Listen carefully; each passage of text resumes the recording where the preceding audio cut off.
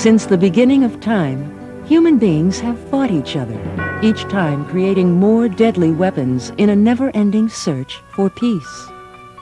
Almost 500 years ago, Christian men and women known as Anabaptists chose not to bear arms, even if this meant persecution and death. Peace to them became a way of life.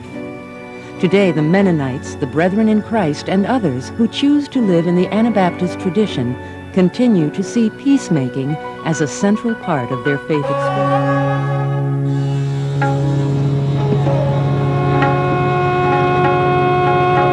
It is one thing to deal with the evils of the world or persecution from the outside. But what happens when trouble comes from within, when those who should be the peacemakers can't get along? In the latter part of the 19th century, Mennonite workers found their way to Dhantari, India, to address the ravages of famine and disease. Ships and then trains carried shipments of food and medicine, and later doctors and teachers to heal the physical and spiritual wounds caused by strife between neighboring countries and among religious and ethnic factions. Over the years, the church in India grew in numbers and prestige. The hospital and schools they started provided their region with high-quality health care and education. Then conflict struck.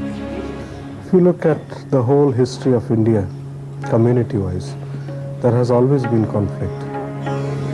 There is conflict between Muslims, between Hindus and Muslims, and also between Christians. So conflict is not something that is new to Indian culture. But the question is that when we live with conflict, it can turn bitter. For the Mennonites in India, the issue had to do with power. Who got it, how they got it, and what they did with that power. There were allegations of misusing authority and the withdrawal of the ordination of a bishop.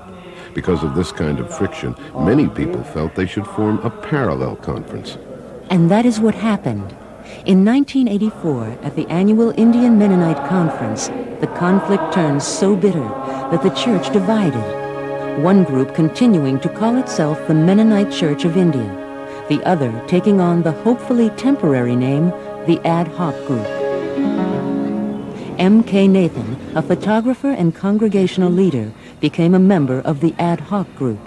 What took place was indeed a tragedy. It was very painful. We were blinded at that time.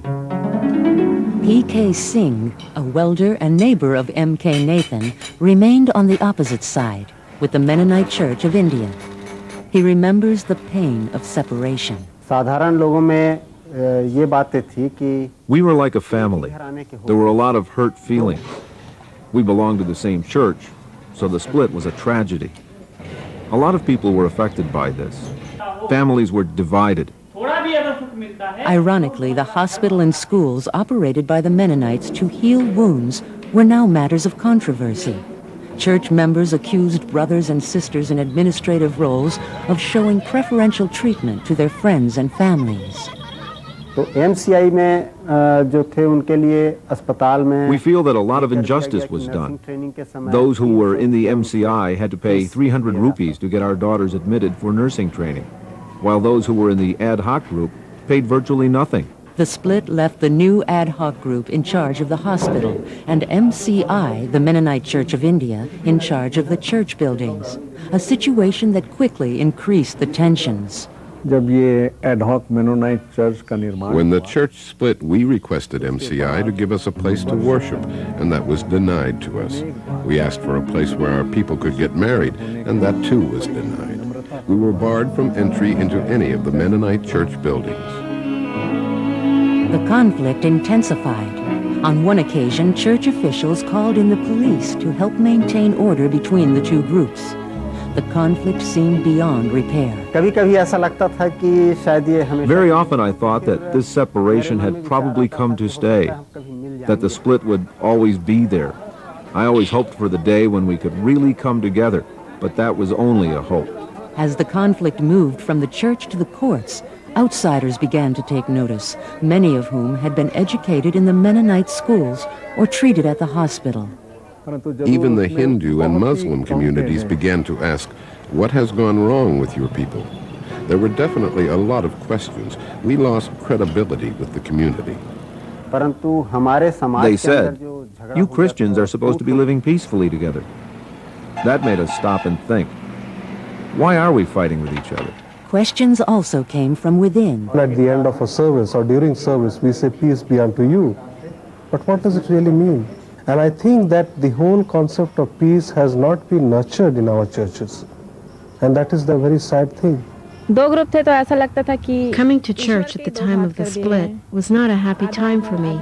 We had put God in two places. I could never feel God's presence in the worship services. Ultimately, we did realize that our witness was very, very weak, and that it wasn't a witness at all to non-believers. In 1990, this realization prompted the first step toward reconciliation.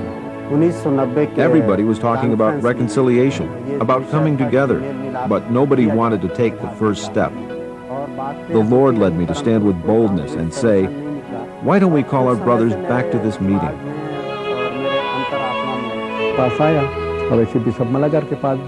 Bishop Malagar and I received an invitation letter from the MCI to join the annual conference. I was delighted because we were hoping and praying for reconciliation. I immediately wrote back and said, "Yes, I am coming." After 6 years of separation, the day finally arrived for the ad hoc group and the Mennonite Church of India to be reunited. Well, the process was started. The process of reconciliation was started. Many of us look to the Lord for a day when all this strife and the conflict would be over. Today it is a great day for us because we have at least started on that path.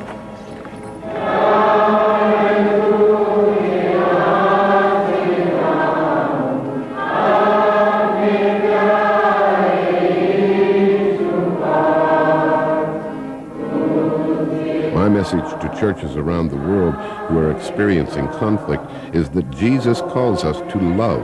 When we don't love, we lose that fellowship. And when there is no fellowship and unity, then we lose our strength. It is both parties that need to forgive each other. It is a myth to say there is reconciliation when there is no forgiveness. Peace is not a one-time process. It begins somewhere. It probably begins with forgiveness. In the coming days, members of the Mennonite Church in India move ahead with a renewed hope for the continuing work of reconciliation.